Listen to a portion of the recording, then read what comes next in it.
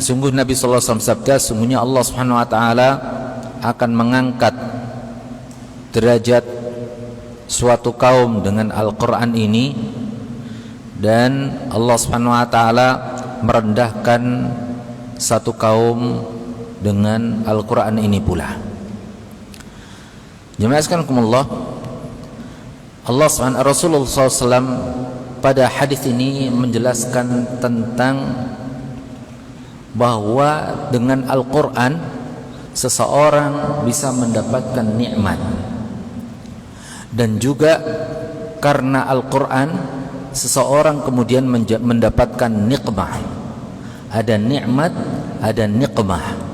Nikmat itu sesuatu yang dicari oleh seseorang untuk didapatkannya karena menyenangkan, ya.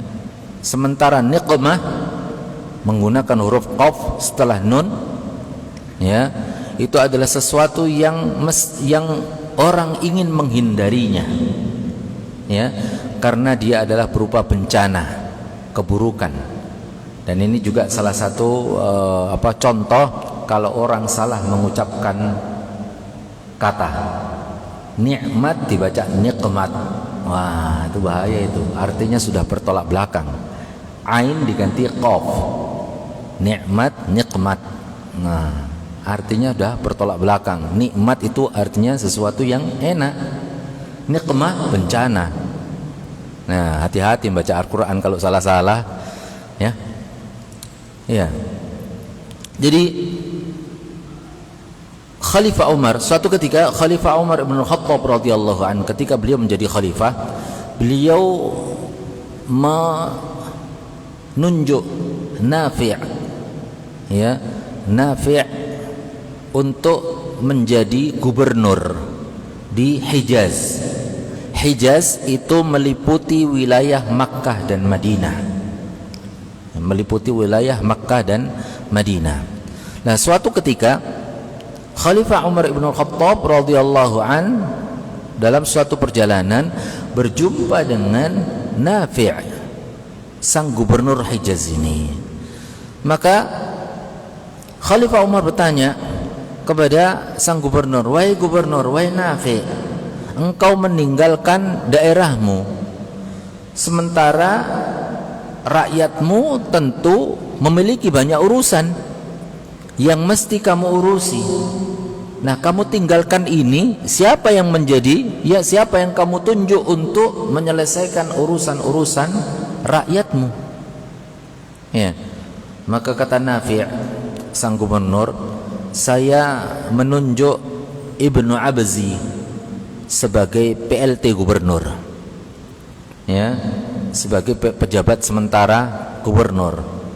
Maka Khalifah Umar bertanya, "Siapa itu Ibnu Abzi?" Bagi beliau mungkin ini nama yang asing, tidak dikenal. Kata Nafi', dia itu adalah seorang budak, anak dari seorang budak. Ya. Kita yang dimaksud budak di sini bukan budak Sambas, ya.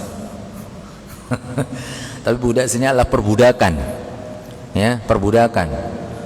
Ya, atau budak Pontianak. Ya, perbudakan. Kalau kita dalam sejarah Nabi sallallahu alaihi wasallam ada sahabat Bilal. Ya, atau sahabat Wahsy. Ya, yang dulu sebelum masuk Islam mereka ini adalah budak. Dia harus mengerjakan apa yang diperintahkan oleh tuannya. Ya, dan dia tidak boleh menuntut. Suruh kerja sampai malam pun suruh kerja, tetap harus wajib kerja. Seorang yang tidak memiliki dirinya sendiri, itulah perbudakan, dan Islam membebaskan perbudakan.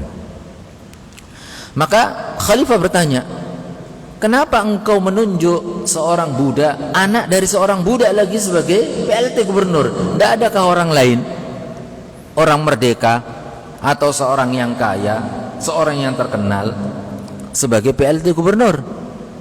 Maka apa kata Nafi', sang gubernur?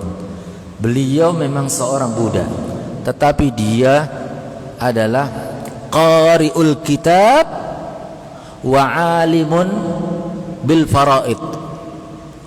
Beliau adalah Ibnu Abzi ini adalah seorang yang banyak baca Al-Quran, menghafal Al-Quran dan paham isi kandungannya,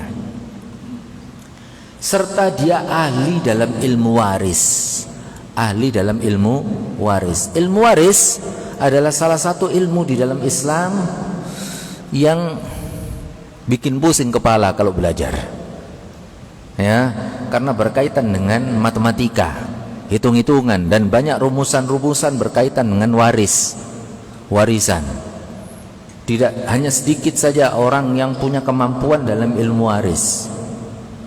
Tapi Ibnu Abzi, dia seorang budak, ternyata memiliki kelebihan di dua ilmu tersebut, yaitu ilmu Al-Quran dan ilmu waris.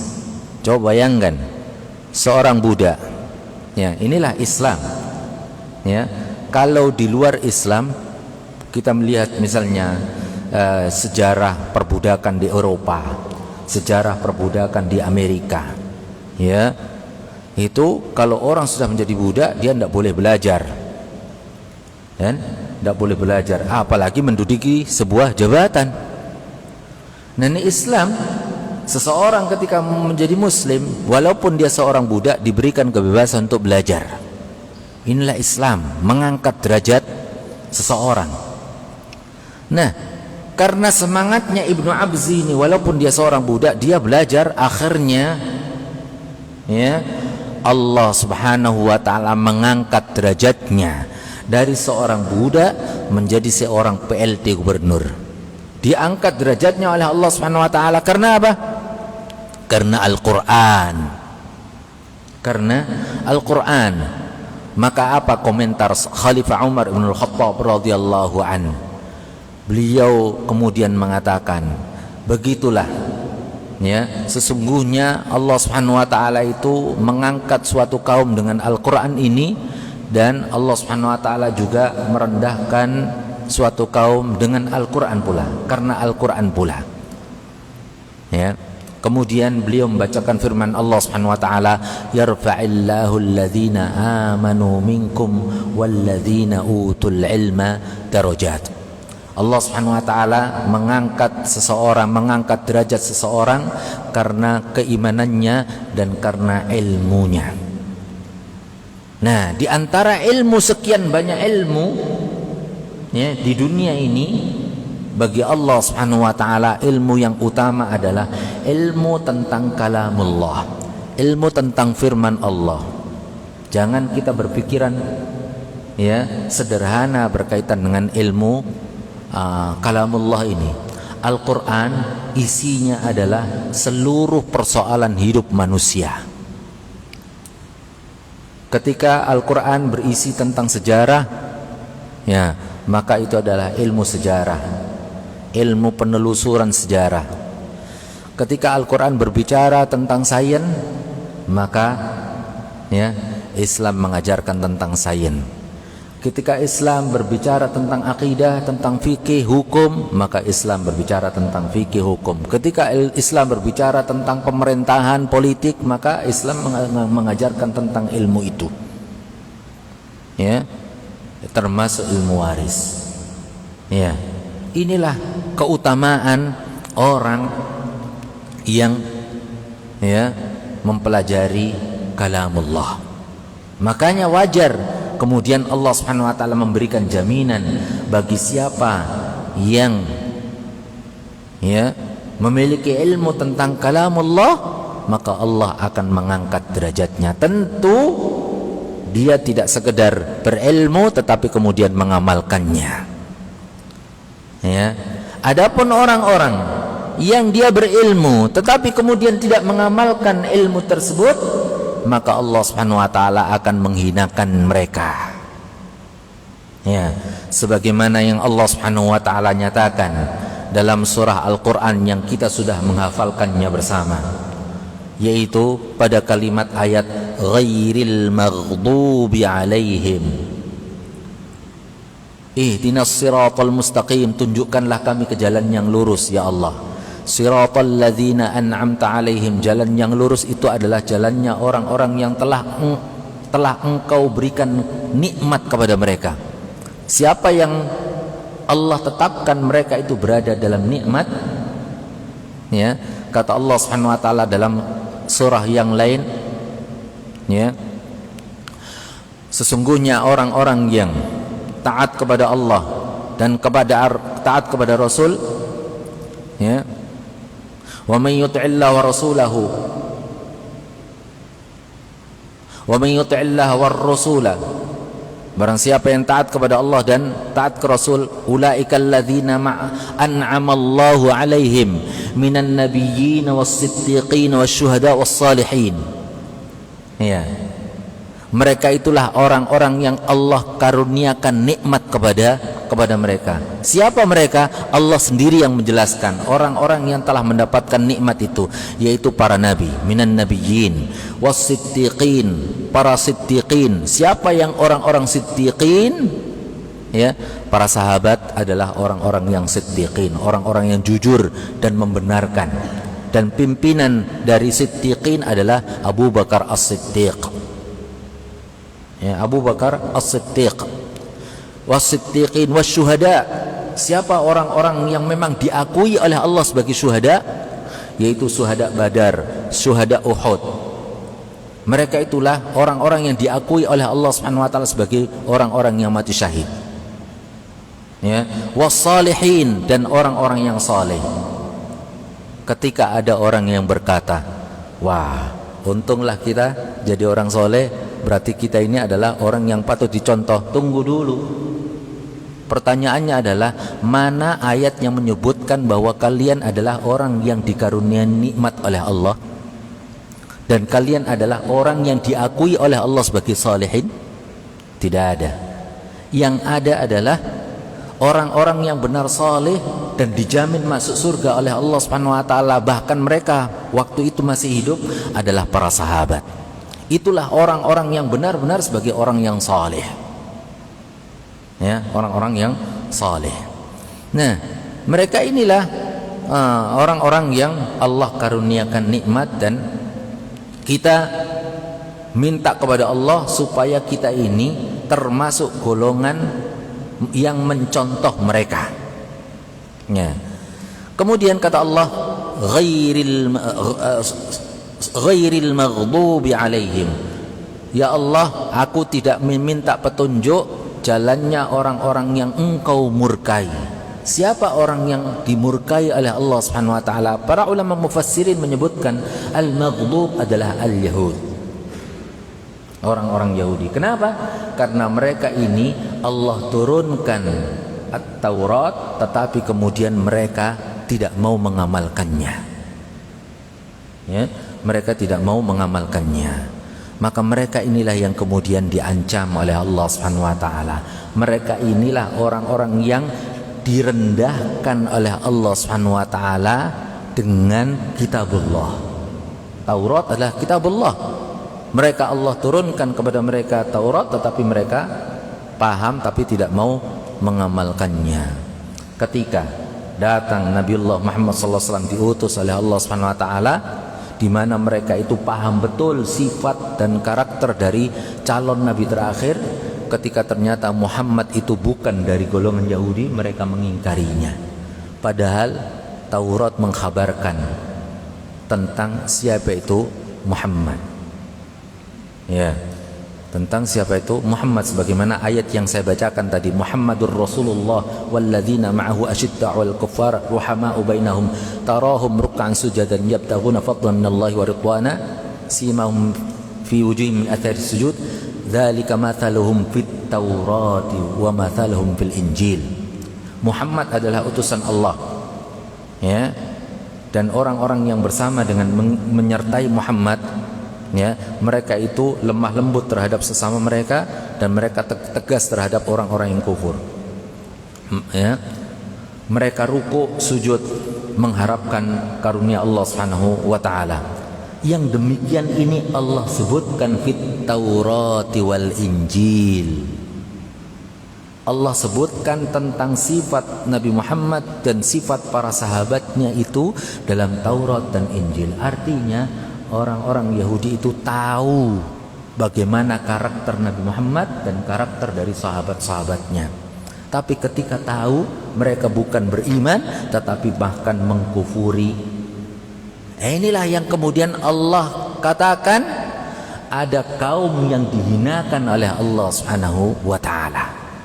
Kalau kita tidak dihina, kita tidak ingin dihinakan oleh Allah, maka apa yang kita baca dari Al-Quran, kita pahami dari Al-Quran, ayo kita amalkan, supaya kita tidak tergolong sebagai orang yang dimurkai oleh Allah, direndahkan oleh Allah dengan Al-Quran ini. Ya, dengan Al-Quran ini. Inilah yang dimaksudkan oleh sabda Nabi sallallahu alaihi wasallam. Kemudian wan Abi Umamah Al-Bahili radhiyallahu an, dari Abi Umamah Al-Bahili radhiyallahu an, beliau berkata sami'tu Rasulullah sallallahu alaihi wasallam yaqul, aku mendengar Rasulullah sallallahu alaihi wasallam bersabda, iqra'ul Qur'an, bacalah Al-Qur'an, fa innahu ya'ti yaumal qiyamati syafi'an li ashabih, karena sesungguhnya Al-Qur'an pada hari kiamat nanti akan datang memberi syafaat kepada orang yang membacanya. Siapa yang suka membaca Al-Quran, nanti di akhirat Al-Quran akan datang menolong dia. Disebutkan dalam hadis sahih, disebutkan dalam Riyadhus Shalihin tentang keutamaan surah Al-Baqarah. Nanti di akhirat surah Al-Baqarah akan datang dan berkata kepada Allah, ya Allah, orang ini membaca saya, selamatkan dia. Kemudian disusul dengan surah Ali Imran, datang dan dia bersaksi di hadapan Allah, ya Allah, orang ini membaca saya, selamatkan dia. Nikmat orang yang membaca Al-Quran itu. Dan ini janji dari Rasul sallallahu alaihi wasallam dalam hadis yang diriwayatkan oleh Muslim dalam sahihnya, ya, bahwa Al-Quran itu adalah syafi'un, penolong. Masya Allah, tadi waktu Jumat kita sampaikan ada yang bisa memberikan syafaat kepada seorang mukmin, yaitu sahabatnya yang beriman. Sekarang ada lagi yang bisa menolong seorang mukmin nanti di akhirat, yaitu Al-Quran yang dibacanya. Maka jangan bosan-bosan membaca Al-Quran, ya, jangan bosan baca Al-Quran, karena kita butuh nanti di akhirat ditolong, ya, diselamatkan. Yauma la yanfa'u malun wala banun illa man atallaha biqalbin salim. Pada hari yang tidak ada manfaat lagi harta dan juga anak-anak. Anak-anak yang punya jabatan, yang punya kekuasaan tidak bisa menolong bapaknya nanti di akhirat. Yang bisa menolongnya adalah amal solehnya, termasuk Al-Quran yang dibacanya. Tidak rugi baca Al-Quran, ya. Saya pilihkan hadis yang lain. An Abdullah bin Mas'ud radhiyallahu anhu qala, dari Abdullah bin Mas'ud radhiyallahu anhu, beliau berkata, Rasulullah SAW sabda, man qara'a harfan min kitabillah ta'ala falahu bihi hasanah, barang siapa yang membaca Al-Quran, satu huruf saja dari Al-Quran, maka baginya satu kebaikan. Wal hasanatu bi asyri amsalihha, satu kebaikan itu nilainya adalah 10. Satu kebaikan nilainya 10. La aqulu alif lam mim harfun, aku tidak mengatakan alif lam mim satu huruf, tetapi alif satu huruf, lam satu huruf, mim satu huruf. Maka ketika orang membaca alif lam mim, dia membaca tiga huruf, maka kalikan 10, dia mendapatkan 30 kebaikan. 30 kebaikan. Subhanallah. Hitung sendiri ketika kita membaca surah Al-Fatihah, berapa hurufnya, kalikan 10. Apalagi kalau menghatamkan Al-Quran. Nikmat. Tapi tidak tahu kenapa banyak orang yang lari dan membaca Al-Quran, tapi membaca novel, ya, sibuk baca HP. Al-Quran tidak pernah dibaca, ya, entah Facebook, entah WA, ya, Twitter, macam-macam dibaca, sibuk, habis waktu 2 jam baca itu. Baca Al-Quran 10 menit dah ngantuk-ngantuk, capek. Allah musta'an. Ya, padahal yang menyelamatkan Al-Quran. Ya, maka mari kita menjadi pecinta Al-Quran. Karena kata Nabi, aku tidak mengatakan sealif lam mim satu huruf, tapi alif satu huruf, lam satu huruf, dan mim satu huruf. Rawahu Abu Isa Muhammad bin Isa At-Tirmidzi, diriwayatkan oleh Imam At-Tirmidzi, dan beliau mengatakan haditsun hasan sahih gharib. Ya, hadis ini adalah hasan sahih.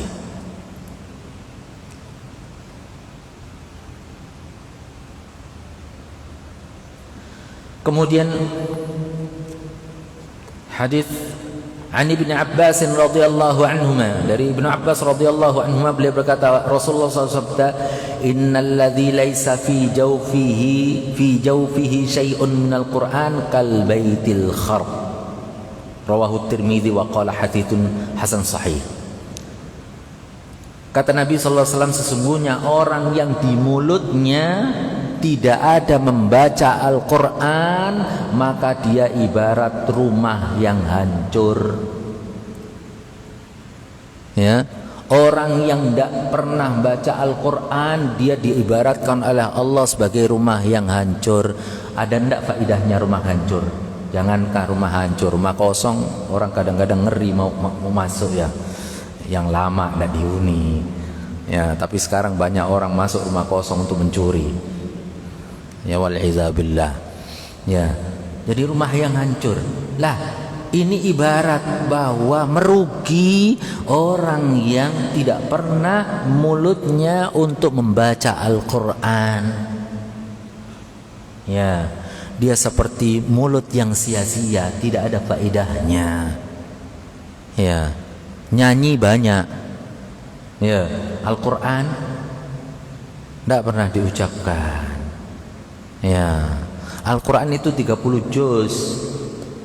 Ya, 30 juz. Ya, 400 berapa? Berapa surat? Nah, jangan kemudian yang kita baca cuman itu-itu aja. Ya, Yasin. Kemudian apalagi Al-Waqi'ah, Tabarok, Al-Ikhlas, Al-Falaq, An-Nas. Jangan itu aja. Al-Quran itu 30 juz. Baca, hatamkan, nanti hatamkan lagi, hatamkan lagi. Maka manfaat lidah kita ini nanti di akhirat. Manfaat lidah kita di akhirat. Terakhir, ya, An Abdullah bin Amr bin Al-As radhiyallahu anhuma, dari Abdullah bin Amr bin As radhiyallahu anhuma, an Nabi sallallahu alaihi wasallam, dan Nabi sallallahu alaihi wasallam beliau bersabda, yuqalu sahibul Quran, dikatakan kepada sahibul Quran, iqra wartaqi, bacalah dan terus naiklah, warattil kama kunta turattilu fit dunya, dan ketika kamu naik, bacalah Al-Quran itu sebagaimana kamu membacanya ketika di dunia. Fa inna manzilataka inda akhiri ayatin taqra'uha, tempatmu nanti adalah ketika kamu sudah habis bacaanmu. Ya, tempatmu adalah ketika kamu sudah habis bacaanmu. Rawahu Abu Dawud, diriwayatkan oleh Imam Abu Dawud, At-Tirmidzi, An-Nasa'i, dan Imam At-Tirmidzi mengatakan hadis hasan sahih. Hadis ini berisi tentang keuntungan dari sahibul Quran. Siapa itu sahibul Quran?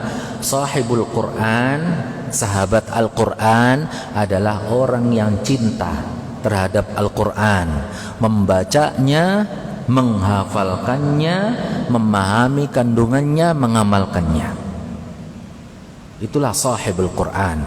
Oke, kalau misalnya kita tidak bisa sempurna mengambil itu semua, maka jangan ditinggalkan semuanya.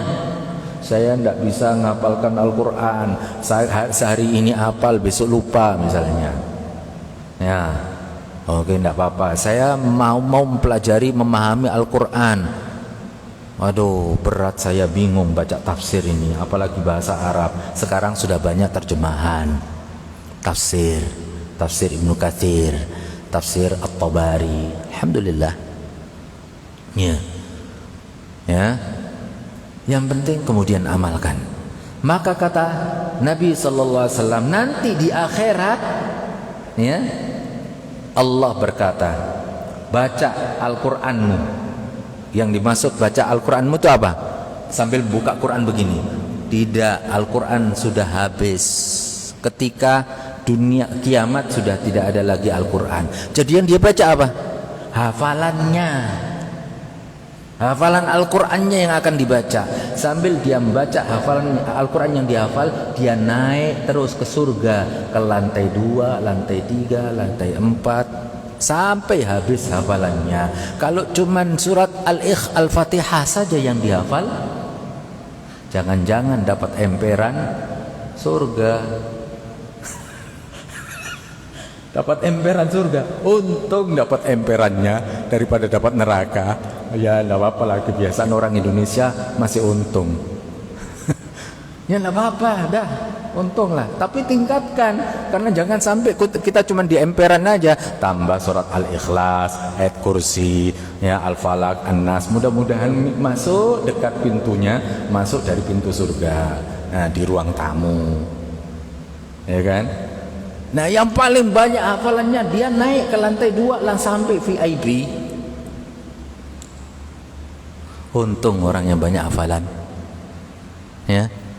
Tingkat surganya tinggi. Ya. Nah, inilah jemaah sekalian Allah, keutamaan sahibul Quran.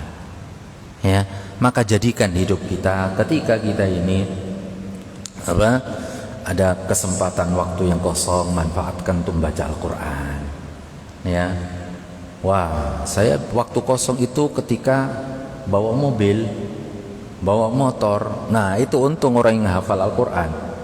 Ya, dia bisa sambil murojaah hafalannya. Iya, itu untung. Tapi bahaya kalau pas padat, ya lalu lintas, nabrak-nabrak. Ya, pas sepi ya enak dia sambil murojaah hafalannya. Insya Allah kalau baca Qul huwallahu ahad tidak akan salah. Ya, inilah jamaah sekalian Allah. Ya, dari beberapa hadis yang bisa saya bacakan dan saya jelaskan pada pertemuan kali ini. Barangkali ada yang mau tanyakan, silakan.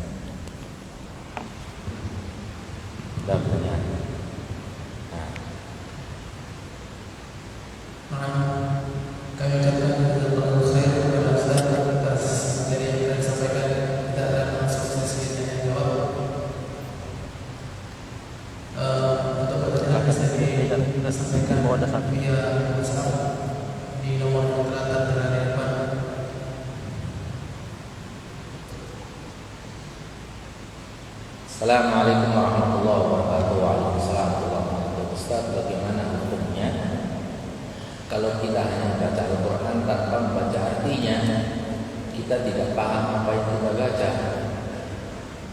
Ya, hukumnya ya bagus dan dapat pahala. Ya, dapat pahala. Satu huruf satu kebaikan nilainya 10, seperti hadis yang telah kita sebutkan. Membaca saja, ya, membaca saja, ya, satu huruf, satu kebaikan, nilainya 10. Masya Allah. Ya, tidak rugi walaupun tidak tahu artinya, tapi ya tingkatkan. Masa gitu terus? Kita ini kalau sekolah ingin naik kelas, masa tidak mau naik? Tidak ada. Kita ingin pasti mau naik kelas. Begitu pula kita juga ingin kelas kita di surga naik. Caranya baca Al-Quran dan pahami maknanya. Ya. Apakah kelak di akhirat kita akan tetap mendapatkan syafaat dari Al-Quran? Dapat. Iqra'ul Quran fa innahu ya'ti yaumal qiyamati syafi'an li ashabihi. Iqra', bacalah. Ya. Di awal saya katakan ada qira'ah dan tilawah. Qira'ah membaca saja, tilawah membaca dan memahami. Nabi mengatakan iqra'ul Quran, baca saja Al-Quran, maka Al-Quran akan memberikan syafaat. Termasuk di antaranya satu huruf akan datang memberikan kebaikan dia 10. Masya Allah, nikmat. Ya. Ya. sebagai menolong. Tidak rugi baca Quran itu walaupun tak tahu artinya, tapi terus sampai kelas. Ya, boleh sambil kerja di sini, alhamdulillah. Kemudian sudah bagus bacaan Qurannya. Habis sholat maghrib, ayo siapa yang mau baca, betulkan bacaannya, saya ajari. Nah, dapat dia pahala mengajarkan Quran, ngajar baca. Saya belum bisa baca Quran, boleh saya baca ini, belajar Iqra, saya ngajarkannya. Dapat pahala walaupun ngajar Iqra. Karena dengan baca Iqra akhirnya orang bisa baca Quran. Maka dia selama muridnya ini dia membaca Al-Quran, walaupun dia sudah meninggal, dia akan mendapatkan pahala mengalir. Idza mata ibnu Adam inqata 'amaluhu illa min thalathin. Apabila anak Adam itu meninggal, dia akan maka sudah terputus amal pahalanya, perbuatannya ini kecuali 3. Shadaqah jariyah, au ilmin yantafa'u bih, au waladin shalihin yad'u lahu. Yang kedua, setelah shadaqah jariyah, ilmu yang bermanfaat. Mengajarkan Al-Qur'an sehingga ada orang punya murid yang alhamdulillah bisa baca Al-Qur'an. Selama murid ini terus baca Al-Qur'an walaupun gurunya sudah meninggal, dia terus dapat aliran pahala. Kalau muridnya 100, dapat dari 100 pintu pahala ngalir terus. Maka saya ingatkan, kalau kita punya anak, jangan serahkan anak kita ini bisa baca surah Fatihah kepada orang. Rugi, kita tidak dapat pahala. Ajari anak kita ini Fatihah, maka orang tua akan dapat ngalir pahala terus dari anak kita. Surah Fatihah. Dan surah Fatihah itu akan selalu dibaca setiap sholat. Kenapa? Karena surah Fatihah itu rukunnya sholat. Untung tidak? Untung. Maka rugi orang yang lah ada guru ngaji, dah serahkan guru ngaji baca Fatihah, rugi, tidak dapat pahala mengalir. Nah, maka ajarkan baca Quran walaupun Fatihah saja. Ya. Baik. Pertanyaan lain? Tidak ada. Silakan. Mau langsung boleh.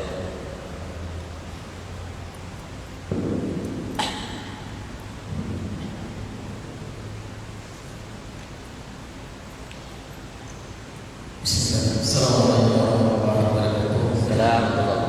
Perkenalkan nama saya Adi Sumardi Ustaz Superasar dari Dharma. Mungkin pertanyaan saya hampir sama dengan yang tadi. Nah, fenomena belakang ini ada semacam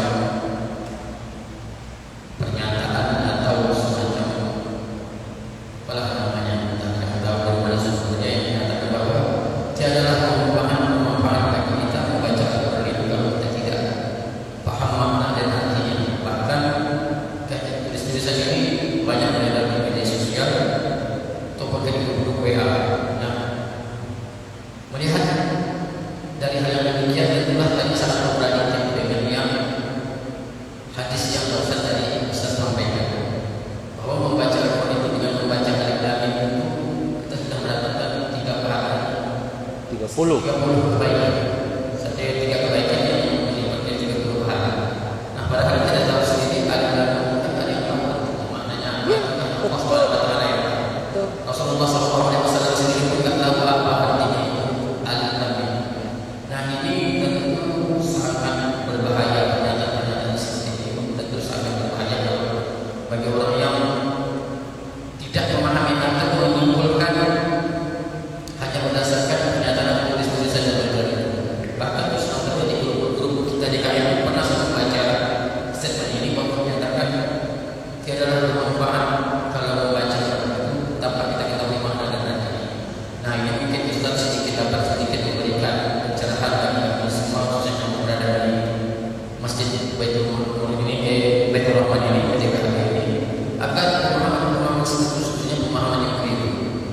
Saya rasa itu saja Ustaz yang kita sebuah pertanyaan saya kami di sini bukan kawan-kawan dan mohon pencerahan sedikit mungkin Ustaz begitu banyak dan banyak memakan sekarang ya tentang fadilah membaca Al-Quran ini. Saya itu saja Ustaz. Terima kasih atas waktunya. Saya akhiri waktu itu. Assalamualaikum warahmatullahi wabarakatuh. telah kita sampaikan tentang keutamaan membaca Al-Quran, ya, atau yang dimaksud dengan Sahihul Quran, ya. Dan Sahihul Quran, kata para ulama yang menjelaskan hadis ini, Sahihul Quran adalah orang yang membacanya, orang yang mengamalkannya, orang yang memahami kandungannya, dan orang yang mengamalkannya.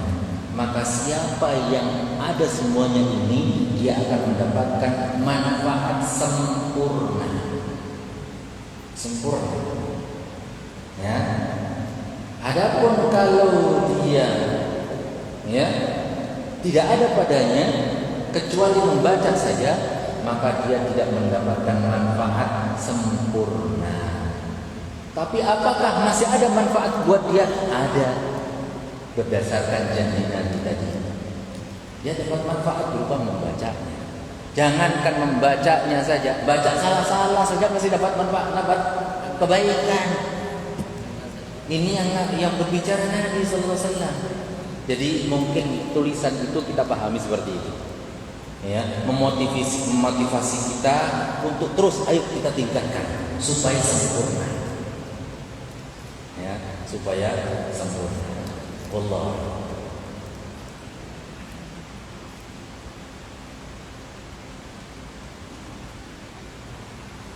Dan masya Allah, ya,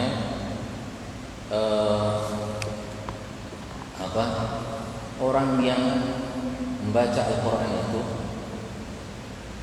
digambarkan oleh Nabi Sallallahu Alaihi Wasallam seperti orang yang memenuhi undangan Allah. Ya, dalam sebuah hadis dari Ad-Darimi dengan isnadnya dari Abdullah bin Mas'ud radhiyallahu anhu, beliau berkata, "Iqra'ul Qur'an, bacalah Al-Qur'an, fa innallaha ta'ala, karena sungguh Allah Subhanahu wa taala itu la yu'adzibu qalban wa'a al-Qur'an." Allah Subhanahu wa taala tidak mengadab hati yang sepi dari Al-Qur'an, tidak akan mengadab orang yang qalban wa'a. Saya mau lihat penjelasan dari para ulama tentang maksud qalban wa'a.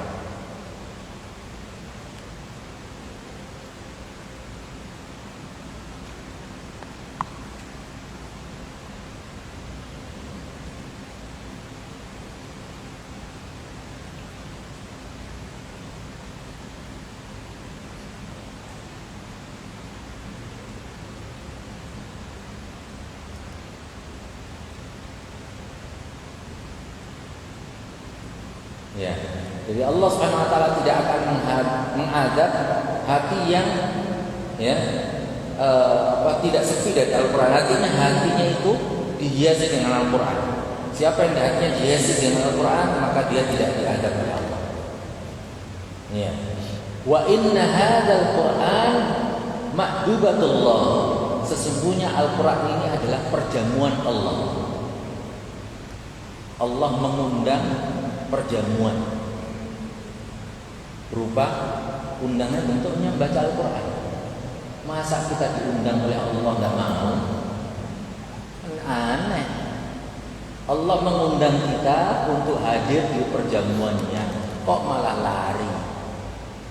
Bagaimana kita mendatangi perjamuan Allah? Baca Quran, gampang. Saya tidak hafal, saya tidak bisa baca Quran, cuma saya bisa aja baca surat Al-Fatihah. Udah baca terus. Itu yang dihafalkan, misalnya baru masuk Islam, itu aja yang dihafal, baca belum bisa, belum belajar Iqra. Baca terus saja, berarti dia mendatangi perjamuan Allah Subhanahu wa taala walaupun surat Fatihah yang dia baca. Tidak rugi, tapi ya jangan cuma di situ, naik kelas lah. Naik kelas. Ya, ini hadis ini sebagian ulama berpendapat dhaif, tetapi ada dengan riwayat yang lain dari Darimi, dari Ibnu Mas'ud secara mauquf, isnadnya sahih, sehingga naiklah derajatnya menjadi hasan sahih. Wallahu a'lam. Pertanyaan lain, Ustaz, apakah membaca Al-Quran, menggunakan Al-Quran digital juga akan mendapat keutamaan pahala yang seperti disebutkan dalam hadis tadi. Wallahu a'lam, dapat pahala. Ya, jangankan dengan digital, baca dengan Quran digital, baca dengan tidak membuka mushaf, ya, itu saja dapat pahala. Baca dengan apa? Hafalan dapat pahala. Adapun kalau misalnya baca Al-Quran dengan digital dengan membaca Al-Quran dengan mushaf, mana yang lebih utama? Wallahu a'lam. Sebagian menyebut utama dengan membaca, melihat mushaf, ya, melihat mushaf. Karena tentu orang yang membaca Al-Quran dengan melihat mushaf itu dia berwudu terlebih dahulu. Memegang Quran, ya, dianjurkan untuk wudu terlebih dahulu, suci dari hadas. Nah, kalau baca Quran digital, bukan mushaf, ya. Wallahu a'lam, terlepas dari perbedaan pendapat ulama masalah apakah baca Al-Quran itu diwajibkan suci dari hadas kecil dan hadas besar. Tentu hadas besar tidak boleh, ya, suci dari hadas kecil, ataukah tidak masalah walaupun tidak suci dari hadas kecil membaca Al-Quran, memegang Al-Quran maksudnya, memegang Al-Quran, terlepas dari perbedaan pendapat para ulama. Tetapi saya lebih cenderung kepada kalau kita memegang Al-Quran, ya, hendaknya terlebih dahulu suci dari hadas kecil, hadas besar jelas. Allah. Ada juga hadis terakhir ini, kalau ada pertanyaan. Ya. Oh ada, alhamdulillah. Tidak ada, sambil menunggu waktu. Nah, tafsir surah Yunus ayat 58. Itu karunia dan rahmatnya itu hendaklah mereka bergembira. Hendaknya bergembira di sini apakah turunnya Al-Quran atau lahirnya seorang nabi?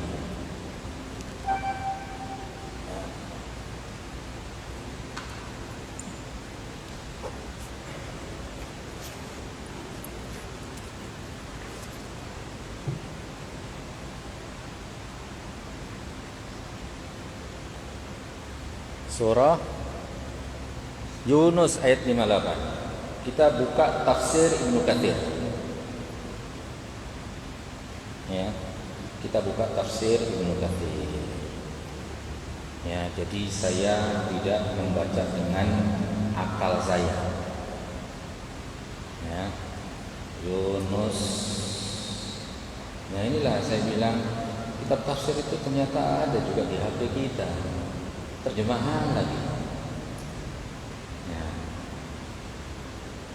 Yunus Yusuf surah 10 ayat 58 ya. Berapa tadi? 58.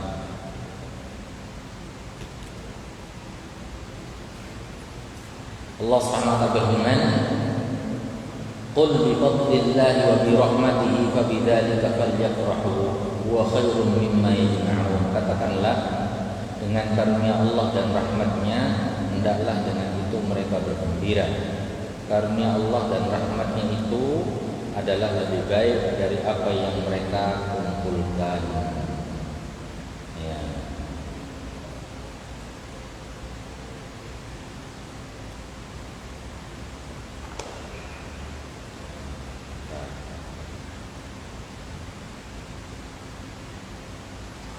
Imam Ibnu Katsir rahimahullah taala berkata, artinya dengan adanya hidayah dan agama yang hak ini yang datang kepada mereka, hendaklah mereka bergembira, karena hal itu merupakan sesuatu yang lebih patut untuk mereka gembirakan.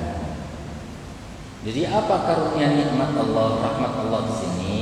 Rahmat itu maksudnya adalah hidayah agama ini. Bergembiralah kita karena Allah sudah menurunkan agama Islam, mendatangkan agama Islam dengan Al-Quran sebagai panduan, Nabi Muhammad sebagai Nabi utusan yang mengajarkan kepada kita. Bergembira Bagaimana bergembira? Ya, ya dengan membacanya, ya, mengamalkannya. Nah, itu bergembira. Ya, sibukkan baca Al-Quran. Karunia dan rahmat Allah itu lebih baik daripada apa yang mereka kumpulkan. Yang lebih baik daripada harta benda duniawi dan semua perhiasan yang pasti akan fana dan lenyap. Ya, semua harta dunia, perhiasan pasti akan fana dan lenyap. Ya.